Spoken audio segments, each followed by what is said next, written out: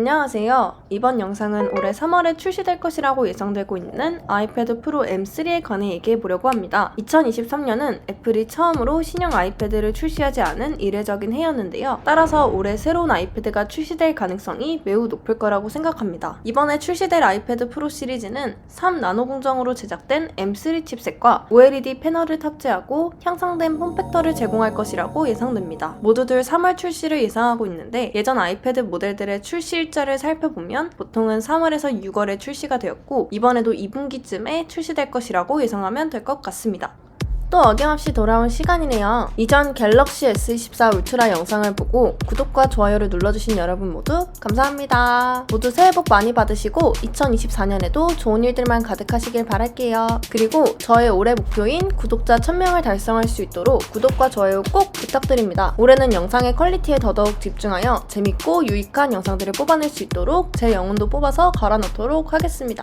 디스플레이. 몇몇 유명 블로거들의 정보에 따르면 애플이 새로운 14.1인치 아이패드 프로를 개발 중이라는 소문이 있습니다. 이 정보는 아이패드 생산과 관련된 사람으로부터 얻은 정보라고 하는데 과연 100% 신뢰할 수 있는 정보일지는 모르겠네요. 그리고 이 14인치 아이패드 프로에 처음으로 OLED 디스플레이가 탑재되고 추가적으로 전작과 동일하게 프로모션 또한 탑재될 것이라고 합니다. 만약 14인치로 출시된다면 아이패드 중 가장 큰 디스플레이를 가진 모델이 될 것 같은데요. 11인치, 12인치 외 추가로 14인치 모델이 출시될지 아니면 11과 10인치 모델 중 하나가 14인치로 대체될지에 대한 확실한 정보는 아직 없습니다. 만약 14인치의 아이패드가 출시된다면 아이패드로 창작 활동을 하시는 전문가들에게는 아주 좋은 소식일 거라고 생각이 드는데요. 아이패드로 이미 로직 프로와 파이널 컷을 사용하고 계신 분들은 시원시원한 14인치의 아이패드로 기병각을 잡을 수도 있겠네요. 그럼 애플은 왜 더 큰 아이패드를 만드는 데 집중하고 있을까요? 아이패드는 지난 몇 년 동안 모델별로 다양한 크기,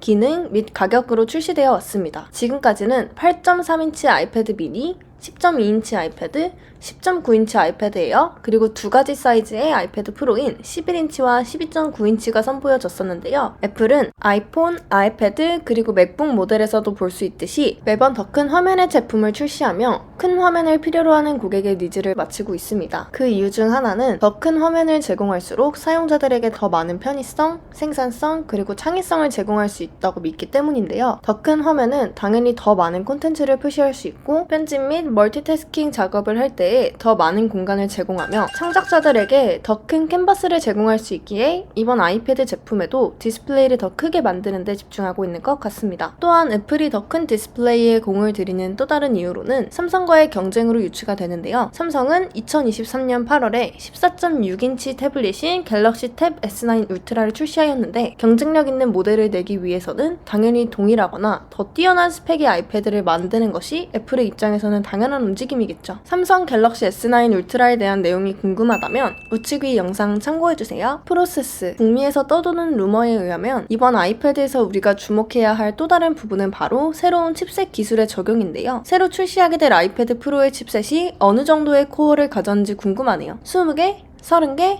아니면 40개 이상을 지니고 있을까요? 일부 정보에 따르면 애플은 하나의 칩에서 40개의 컴퓨터 코어를 지원할 수 있는 3나노미터 칩셋이 사용될 것이라고 합니다. 이전에 출시된 M 시리즈 칩들은 전부 TSMC의 5나노 공정 기술이 사용되었으며 5나노 칩셋 또한 성능과 효율이 좋았는데 이번에 출시될 아이패드 프로에 3나노 칩셋이 사용된다면 얼마나 더 좋은 성능과 효율을 선보일지 기대가 되네요. 실제로 디지타임즈에 따르면 M3 칩셋은 현재 M2 시리즈 칩셋보다 약 35%더 높은 성능과 최대 50%더 낮은 전력 소모를 제공할 것이라고 합니다. 이것은 아이패드 프로 M3 칩셋이 현재 M 시리즈 칩보다 더 빠르고 오래 작동할 수 있으며 동시에 더 적은 열과 소음을 발생시킬 수 있다는 것을 의미하는데요. 따라서 비디오 편집, 게임, 멀티태스킹 작업 등 많은 작업을 하더라도 3나노미터 기술이 적용된 M3 칩이 더 많은 수의 코어를 지니고 있기에 애플의 오래된 문제점인 과열 증상이 전부 다 개선될 것이라고 예상됩니다. 이번에 인텔에서도 이스라엘에 32조를 투자하여 파운드리 공장을 짓는다고 하는데 삼성의 파운드리 2위 자리를 노리고 인텔이 바짝 추격해오고 있다고 합니다. 파운드리가 뭔지 모르실 분들을 위해 설명드리자면 파운드리란 외부 업체가 설계한 반도체 제품을 위탁받아 생산 및 공급하는 공장을 가진 제조사인 반도체 위탁 생산업체를 지칭하는 말이며 집적 회로 등의 장치가 제조되는 공장입니다. 현재 1위가 TSMC 57.9%, 2위가 삼성 12.4%, 그 외 UMC, 글로벌 파운드리가 각각 6%의 점유율을 가지고 있습니다. 이렇게 글로벌 기업들의 파운드리 경쟁이 치열해질수록 반도체의 성능도 계속해서 좋아지고 더 좋은 제품들이 소비자들을 위해 출시되지 않을까 싶네요. 배터리. 현재 14인치 아이패드의 배터리에 관한 유출된 정보는 아직 없는데요. 어느 정도 추측해보면